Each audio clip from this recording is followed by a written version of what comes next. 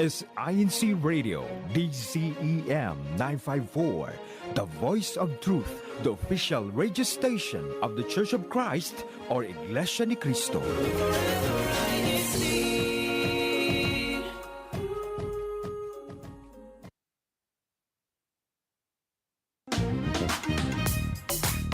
Good morning, good afternoon, and good evening.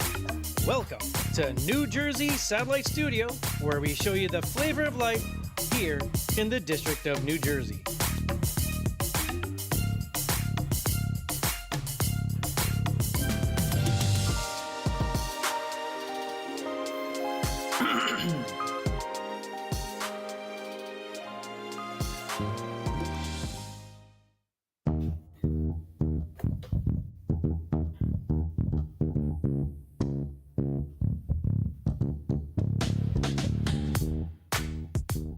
Hey everyone, and welcome back to INCRadio New Jersey Satellite Studio. Have you ever had a conversation that you were avoiding, that you were dreading having with someone else? That might be a tough and uncomfortable conversation, and that is the topic for today's show. So we won't delay it any further because that's something that we need to learn how to do. It's an important life skill. All right, Leah, so can you tell us about it? No, Jeff. It stresses me out. This topic, ironically, is about handling difficult conversations, and I feel like having this discussion with you it's supposed to be helpful for everyone who's tuned in. But my hands truly are. I'm perspiring, like my hands are sweaty, because we're going to be talking about how to handle difficult conversations, and I guess it's the all the memories come flooding back of all the difficult or uncomfortable conversations we've had in really every aspect of our lives, not just work, although those seem to be the most challenging, but even with family members, friends, and I hate to say it, I know we're both married here, exes, ex-boyfriends, ex-girlfriends, and ex-friends, or people who are not as close to us as they used to be. So I love that you said, because the first question is, what is your definition of a difficult conversation? How do you know it's a difficult conversation? And you started off with avoiding, right? If you're avoiding it, and I guess for me, if your hands get sweaty, it's also a signal that it is going to be a difficult conversation. Okay, so in just to give an idea, in what situations have you had to have an uncomfortable or difficult conversation, Jeff? Just from life. Oh, there are plenty. Leah, that's something that you kind of discover as you become an adult. When you're an adult, you tend to have more and more uncomfortable conversations, and that's just how it is. And you need a skill set, you need a mindset, you need a way to be able to do it. And it's just those where we're trying to avoid it. And had a bunch of examples this week from work where you have two groups, you're supposed to agree on something. I'm part of a product owner group, and then there's another group that does the metrics and analytics. Okay, this sounds really technical, but the bottom line is there was a disagreement on how something should be measured, how it should be calculated. Sounds really technical, right? But it happens. For example, maybe you're at work, someone's supposed to do the filing, they're not doing it, they haven't been doing it for a while, they're not doing it right, and you have to have that conversation with them. Someone very close to me has this one particular coworker who isn't quite doing their job, and it's getting to the point where they need to let them know, hey, this is really affecting the business. So, that is an uncomfortable conversation that they have to have. Okay. So, yeah. So that's a work conversation. What about one from the past, from home, parents, family? What's a difficult one? Have you ever had to tell your parents, like, I didn't get a good grade, or I didn't get into that school that everyone, I don't know. I'm trying to think, I think difficult conversations for me, when I came home late, trying to explain why I came home late. For some reason, that was like a terrifying conversation with my father. Yeah. Sorry, I scratched the car. Yes. Sorry, I spilled something in the car. Yeah. I think a common thing is when you get into your first car accident and it may or may not have been your fault, but you have to tell your parents and you're scared of what they'll say. But it has to happen. And I think for parents, when they have to tell their kids that they can't go on that vacation, or they can't have a big birthday party, or they can't pay for the wedding of their dreams, So I think those things are difficult conversations to have. And I think between parents and children, maybe not the best news about health conditions. I don't know. Although I guess for me, when I tell my parents about my health issues, it was like, yeah, this is the facts, and this is the next step. So I guess I just that's how I handled that difficult conversation. And that really touches upon, yeah, right. And that touches upon something that is part of, we're going to talk about, whereas we need to look at the outcome. This is a difficult situation. There is this health situation, but if it's not addressed, it could get worse. And that's part of what makes a difficult or uncomfortable conversation difficult and uncomfortable. Okay, so let's start off with your should we start off with our don'ts or our do's? Sure. I feel like horror stories are coming up in my mind about. Okay, so what's one of your don'ts when you're handling a difficult conversation? Don't go emotionally into it, and that's part of it. It's uncomfortable. Comfort is an emotion, I think.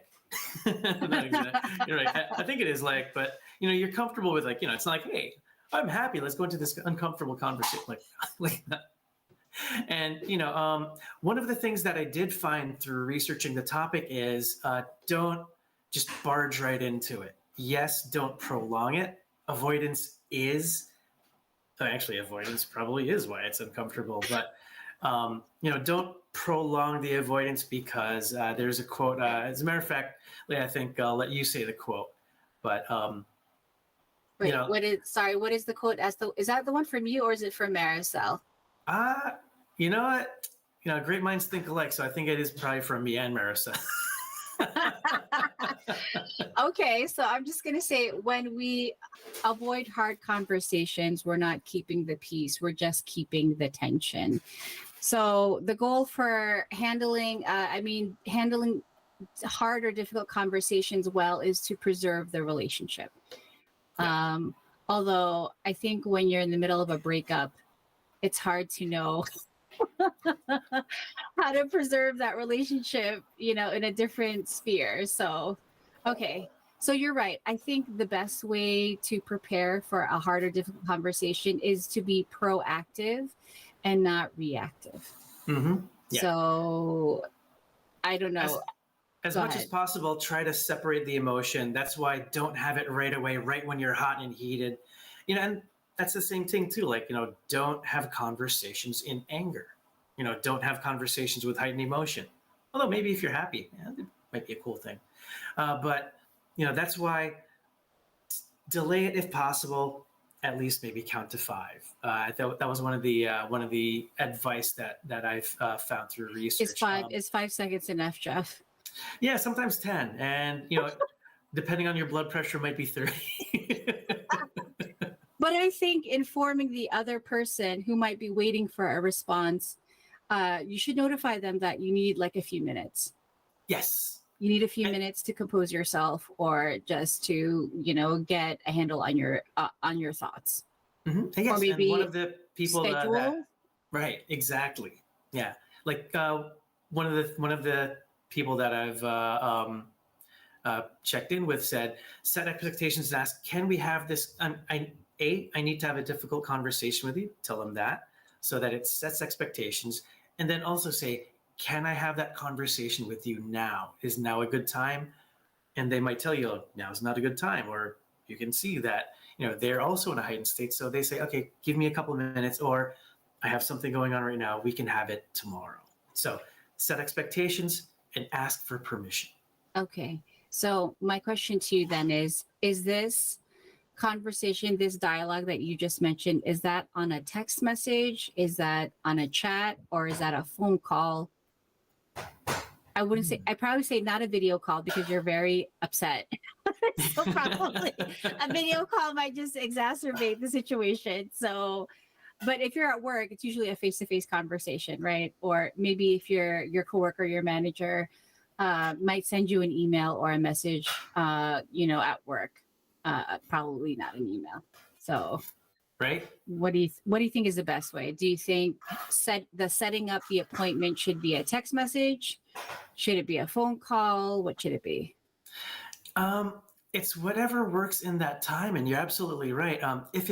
If you are in a face-to-face office, I know some people are in RTO, return to office, or some people are remotely. I know I'm a little bit of both. If possible, have those conversations in person. Although setting the appointment, I think it might be appropriate via text or what we have a messaging application at work. So like, right. and it's like, yeah. And So when I've done it, I'd be like, I need to have a conversation with you. When would be a good time? Sometimes I won't say it's going to be a difficult conversation. Although, for example, with my manager, I'll let him know. I feel like, I feel like sometimes you have to say what it is because some people think the worst and some people think you're just going to be talking about, hanging out. When's the next time you hang out? Depending on, are we talking about home, friends, work? Okay, so what's your next don't or do? I mean, those are the big don'ts, but I have more do's than don'ts. Okay, so I would say don't do a text dump. You ever? Don't do a text dump. It's like an essay. Have you ever gotten one of those where it's like this is? I mean, it's different. Okay. Okay, way back before the age of the internet, a letter might be appropriate. I know some people still communicate difficult, like things that they are having a hard time facing. I'm talking to with another person. They communicated in a letter. Okay, I guess if that's like your last resort, but I feel like it's difficult to have a dialogue and a conversation if the person's just holding a letter. Like they can't talk to the letter, and then they might have questions that come up. I mean, I'm not thinking about just breakups. I'm thinking about even between friends or between family members. I think because your relationship will continue. Mm-hmm. Like if you're having a falling out at work, you might leave your job, but you are not going to leave your family. You're not going to, so maybe a letter is not the best way, unless it's like, I don't know. For me, a one-sided, I don't know, Jeff. I mean, in my experience, I think a dialogue is best. And setting expectations, like what you said, I think it's on your do's list as well. Mm-hmm. All right. And then talking about letter, it actually might be good because in the time that it takes for you to write that letter, you might discover that you shouldn't be sending that letter. And then also being the recipient of such a letter, if you're angry, you can scream at the letter, compose yourself, and then have that conversation with the other person. So it actually might be a good topic. Might be a good tactic. I don't know. Well, you know what? You can write it in your journal. Maybe write a draft, but don't write it in a text message. And then where you have the bubbles. Have you ever had someone sending you a message and the bubbles just keep going? You're like, am I getting a message, or are you? Especially if you anticipate, something happened and you anticipate a conversation, it's like it just adds to the anxiety. Yeah. Right. All right. So I'm going to start off with a do. So for the do, I think you need to be calm. What do you think, Jeff? Is that on your list? Mindful breathing. Yep. And also counting to, as we mentioned, 5, 10, or if you need 50. Yeah, I think that's how it is. Like depending on your level of emotional heightened magnitude, how big the emotions are. Like, okay, if I'm a little annoyed, 5. Okay, a little bit more, 10. More than that, 50. If you get to 100, maybe the letter might be better. Okay. So just to piggyback off of what you're saying. So sometimes I think we also need to check ourselves, right? if you are feeling very highly emotional, you have to ask, why am I so emotional? Okay, and I know we make a joke of this on our show. We always talk about food, but are you hungry? Do you have something to eat? Like, I think that there are things that add to your emotional level. Like, did you get enough sleep? Maybe you need to get up and take a walk. Maybe you need to get a glass of water. Maybe physically, I think you need to check yourself before you rely on your mind to do all the talking. Right. That's so funny when you said, because there also is a very well-known quote here, you have to check yourself before you wreck yourself. And if you're hungry, you're probably hangry. And any emotion that you feel will just be a negative one, right? Especially if you're having not the best day. Okay. So what else is on your do list, Jeff? Okay, set expectations is a big one, and actually there is a whole bunch of advice where set expectations, ask for permission, which also means that the other person has buy-in into the conversation, and then one person, some of the research I found says FBI feelings, express the feelings that you have. I'm uncomfortable. This makes me angry. This makes me sad, and never say you made me angry. Never say you made me upset. Separate the behavior from the person. And then behaviors number two, like, X happened, which made me feel like Y. Okay, X happened, which made me feel like Y. And then impact. If it continues, this will happen. Like we mentioned with the diagnosis situation, this is a health situation. If it continues, it's going to get worse, and something unfortunate might happen. So feelings, behavior, impact, FBI. All right. So things not to say. You always do this. Yeah. Because I forgot that among the don'ts. Yeah. Well, no, I love this FBI thing, but I feel like that's a very common thing that we say in our relationships, right? You always do this. This is the thing that you do. This is your habit. But I like that we should try to separate the behavior from the person, because good people also make poor decisions, and good people also have bad days. Mm-hmm. Right. So we all make errors and judgments. No one's perfect. I like that, Jeff. And I say, like, for rules for fighting fair, if it's going to be an argument, no name calling. Right. No mm-hmm. name calling. If you are in a situation where you're going to call somebody a name, then it's probably best not to have that conversation right now. And to actually touch on something, at this time of year, politics, election season, no name calling. No, like, this group totally is like that. Like, no generalizations. Yeah, no generalizations. Right. Yeah. Right. Like, a person is still an individual, even if they're part of an organization, right? They all have their own feelings. Okay. Exactly. All right. So what else do you have on your do list? Oh, and this is a big one that we talked about in pre-prod. Prayer. In that time that, you count to 5, you count to 10, include a prayer there, because who is the best one that can guide you through a difficult conversation?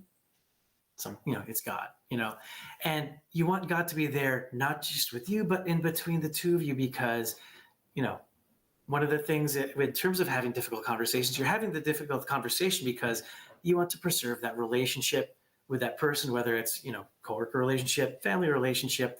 So it's relationship outcome, and who can control that is God. So make sure that you pray if possible, if you try to make the time for that. Yeah, even at work, if I know I'm going to have an uncomfortable conversation with anyone, I always say, as a Christian, I always ask God for guidance, and also to bless my heart. Like, I don't mm-hmm. want to say the wrong thing. I don't want to say something that I'm going to regret, or do something I will regret. So I'm always constantly asking for guidance. But I want to say, Jeff, if someone comes to you and they say, you did all of this, they do their FBI. Like, if this doesn't stop, like, how do you respond to confrontation? Very important tip also that I've seen through, researching this topic is validate the other person's feelings. And it's important because that person might be reading it wrong. you might be reading wrong. That's something that I've also had a conversation with someone else with, like, this person's behavior might be misinterpreted, and you also might be misinterpreting, someone else's behavior. And you can tell them, hey, you know what, this happened and this made me feel that. We actually had this conversation lately. And then they didn't realize that, or I didn't realize that my behavior did this. So like, oh, okay, I'm hearing what you're saying. I'm validating. Well, you don't say I'm validating your. Like, no, I hear and understand what you said. And, if you have the situational awareness, self-awareness, you can say, honestly, thank you for pointing that out. One of the big uncomfortable conversations that somebody had with me was they noticed that, hey, I noticed there's a lot of anger in you. I didn't even know. And that conversation actually changed my life. So these kind of conversations can change your life. So realize that, realize and validate. So like, okay, oh, this happened. Hey, you know what? Thanks for telling me that. I didn't realize it. And those can be some of the most powerful words you could ever say to another person. Okay. So thank you for sharing that, Jeff. I mean, this is all very important. Just trying to give our viewers, there's a lot of them, they have a lot of tips for us as well, which we're going to read shortly. What about in a situation where you don't agree on how to proceed? I think before we move to that, I just want to say the situation that you presented just now, I think sometimes we think that we understand the person's motivation. Right. You think you know them. This especially happens to people, family members, friends we've known for a long time, even maybe our spouses and our parents. We think we understand why they made these decisions, and whatever decision they made us angry or disappointed us to the point that we actually have to talk about it. Right. So what about in a situation where you don't agree on how to move forward? Well, that's another one too. Like buying a house, right? Jeff. Well, buying a house.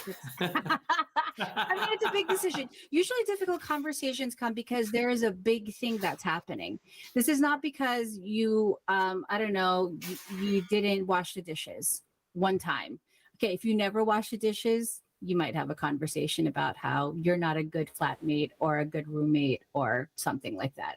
But, it's not a small thing, right? So difficult conversations happen because it's not a small thing. So if you don't agree on how to move ahead, Jeff, like what's your suggestion? When you have the difficult conversation, you acknowledge everyone's feelings, everyone's validated, but you don't know how to move on, and you walk away frustrated. What's your suggestion? That is a great question. And for example, it's happened. It has happened at work where it has to be escalated. You could use a tiebreaker, an arbiter, approach someone of higher authority or someone who can break the tie in between the two of you. Maybe one person has more authority than the other. Okay, well, you might have to pull that card. But what's happened recently at work, we had a conversation with another group. Our team disagreed with another team, and it actually did have to get escalated. So you go to a higher level up. Okay. So an alternative to that, which is very hard, especially at work. I mean, we all need our jobs. It's not the best economy right now. Is to say, okay, why don't we regroup, think about things, and then let's schedule a follow-up meeting and see if we can come to a solution that we're both okay with. Not happy, right? Yeah. You're not happy because you're not getting your way, which is just part of life, right? Whether you're the boss or not, you still have to work with your subordinates or your coworkers, even if you have the most experience. You can't say, I hear you, but we're going to totally disagree or just discount what you just said and ignore your suggestions. That's really not the best way to preserve your relationship, right? Right. Yeah. You can't say, okay, well, what you said, just like this letter. Thanks for your PowerPoint presentation. and then completely trash it. Yeah, no, I agree with you. And I was thinking about Brother Robert. Like, you can't be completely congenial at work and then like hate on everyone at home. So that's also not acceptable. All right, so we have to round out our discussion because we're running out of time. Why is it important to face difficult conversations? It is just part of reality, because if you are avoiding that difficult conversation, things can get worse and much worse. So, yeah. Yeah. So what happens when we avoid them, Jeff? I mean, not to state the obvious, but and that's, well, one of the obvious things is, what we've been talking about, if you can boil it down, is relationship outcome. Relationship outcome. And sometimes that outcome is the relationship. It's not just say, I'm angry, I'm blowing up, and then you just leave it hanging, because, that could just completely destroy the relationship. Both of you end up hating each other, and that can't be good. So that's why we do it. Yeah. And I want to say, Jeff, what about social media? Should social media be involved in helping you resolve your disagreement?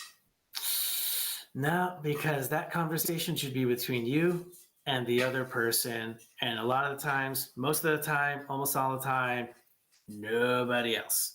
Nobody got to know about your dirty laundry.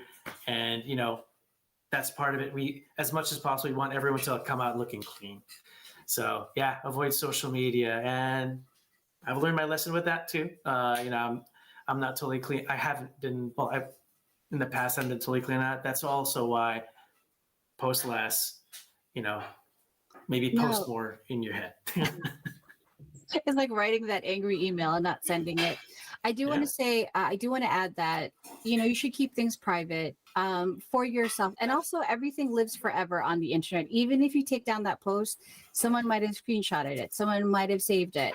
Someone might already be circulating it. Like, no, and it's not out of respect for yourself, but also the other person. Mm-hmm. You never know where these situations are going to go. Especially if it's with coworkers, especially if it's with family. We all love our family members, even though we might not like them all the time or agree with the decisions that they make, but we should show them respect. And I want to say, I think one of the most difficult conversations I've had, Jeff, is with myself. I think 100%. We didn't really touch on that. I think those are the hardest conversations to tell yourself, okay, it's time to move on, or you're not good at this. Admitting that you failed. I mean, it's still a learning moment, but I think we should also not avoid those conversations with ourselves. So we want everyone's relationships to thrive, even if you're breaking up. Jeff, I know we didn't really talk about this one, but I think it'll make not even just for closure, because closure you can find on your own, right? To move on from situations or relationships. But I think you would feel better if you closed it out, not with throwing things or breaking things or burning things. I know. I think it's always a good idea to end things on I don't want to say happy note, because in a breakup, someone wants to break up and someone doesn't. So, but on a decent note, a respectable note, in a respectable way, because you never know when your paths are going to cross again. Exactly. That's why don't burn the bridges. I'm all about building bridges. So. Yeah, it's hard, especially at work. You might need that reference. Or you might need to work with them again. Yeah. Right. You never know. You never know where you're going to see them again. The technology makes the world so small. It's such a small, someone from you worked with 20 years ago, or someone you went to college with 20 years ago might suddenly pop up, and maybe you had that terrible conversation in the hallway. So, all right. So we are actually going to move on to our next segment, which is our shout out segment. So to our tech, let's see that bumper.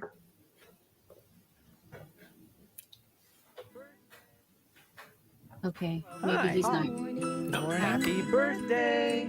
Congratulations! I have to shout out. Mom, Dad, best friend. All right, we're gonna go to you first, Jeff, for your shout outs. Okay, I have to check and refer actually, because all right, got a bunch coming in. So all right, happy birthday to Sigrid Vasquez from Qatar. Also, happy birthday to Rio Layug on yeah, happy birthday to Rio Layug. Okay, and got a couple more coming in. So happy anniversary to Mark and Cyril David. Happy anniversary also, Leah, to you and Phil. Thanks, Jeff. And happy Okay. anniversary to you and Maan as well. Oh, thanks. And got a couple more too. So happy birthday to Engelbert Rosario, and who actually helped me through some of those difficult conversations. So thanks again, bro. Happy birthday also to Erwin Fernandez, and shout out to his and Shaddy's baby, my new little buddy Eloise. Hi, Tita loves you. Okay, and happy birthday to Charlotte Dockenay, former New Jersey and currently at the UK. Happy birthday to Washington D.C.'s own Darlene Dizon, who check them out on INCRadio, Washington D.C. And once again, Leah and Phil, happy anniversary to you too. Thanks so much, Jeff. Yeah, fun times. No, you're number one for you and your wife, right? Yeah, we survived.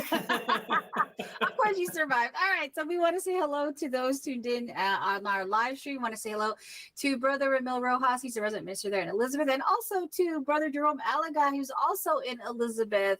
Brother Jerome saying hello to Brother Alex, Brother John, and Brother Bernard, and all of those who are tuned in. We want to say hello to Rowena Guerzon. Jeff, she noticed you are indoors today. We also want to say hello to Sister Malka Newcomb. Hello to our awesome hosts and greetings to everyone in the live chat. They're tuning in from Florida. Happy to hear that they're doing well and they're safe there in Florida this morning. All right, we also want to say hello to Jennifer Trinidad from Long Beach, Orange County of California. Also from Ursi Bourgeois from El Paso. Hello, welcome to INCRadio. Cool. We want to say hello to Tony Rose Valenzuela, also tuned in from Farmington Hills. Is that Michigan? And Zenaida Novasteras from Midtown Toronto, Greater Toronto. Hello to Sister Mayan Manzano Guerza. Greetings from Philadelphia. Okay, we have a bunch of comments here. I'm going to try to get through this because our pickleball winners are like so long, Jeff. All right. We have from David Van Lisa, work is where I have the most uncomfortable conversations. Thankfully, there's a chain of management to initiate these discussions. From Edwin Peralta, good morning, brethren. Enjoying the morning walk at Liberty State Park. And then also from Jennifer Trinidad, shout out to Yvette and Mary, Jules, DJ, Darren, all the relatives and soon-to-be relatives. From Eva Evangelista also, don't go into things angry, but don't let it fester either. Unresolved conflict can often get worse if you ignore it for too long. Yeah, you might break out into hives or get stomach aches as well. All right, from Garrett C. Don't do it via text and say it in person instead. Hashtag Aston, agree. Hello to my mom. And from Mon Fernandez, you might know her, Jeff. Try to be composed and rational if you'll have a difficult conversation. Try not to be emotional. All right, we also want to say hello to Jaden Tanseco, Rebecca Fernandez, that's your mom. Sally Roman from Wrightstown. Also Lucy and Cheta from Virginia. Validate other people's feelings. Okay, never send a message you'll regret sending. Agree. Okay. Oh, and very important for Baby Evangelista, I totally agree with this one. A relationship worth preserving is more important than being right every time. Right. Learn to fight your battles. Which battles? Okay. We're going to start off with our pickleball winners, Jeff. All right, and there are a lot of them. And just for those who don't know, pickleball has nothing to do with the pickles. I was disappointed by that. Like, I like pickles. Anyway, so for singles rec, we have Reynald Doroni from CNJ. Singles comp 2.5. Seth Kalindas, also from CNJ. Singles comp 3.0. Natasha Esguerra from Winslow. And singles comp 3.5.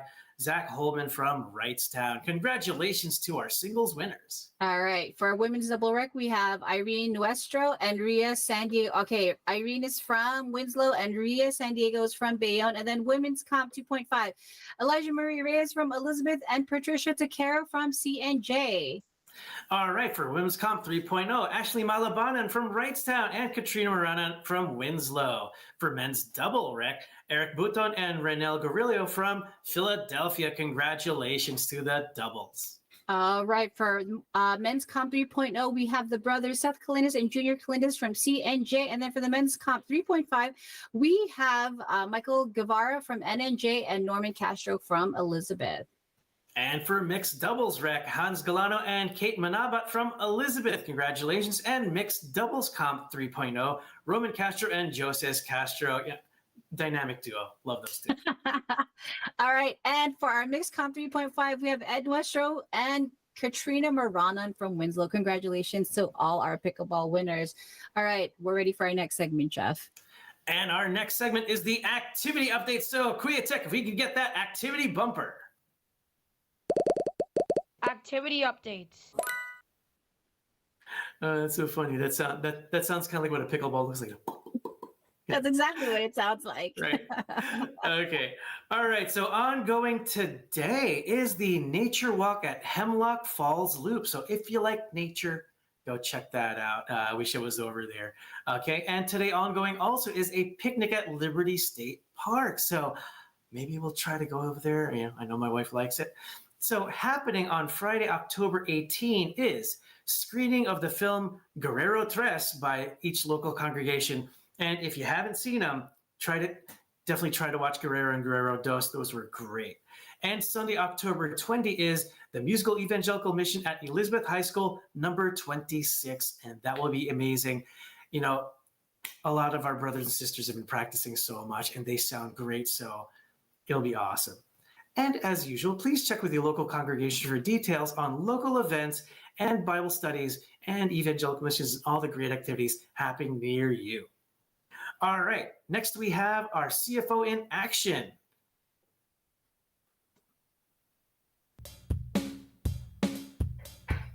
CFO in action.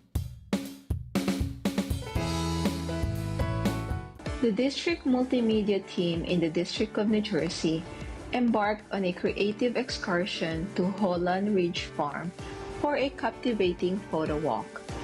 Equipped with cameras and an eye for beauty, team members captured the farm's picturesque landscapes, vibrant flowers, and serene atmosphere.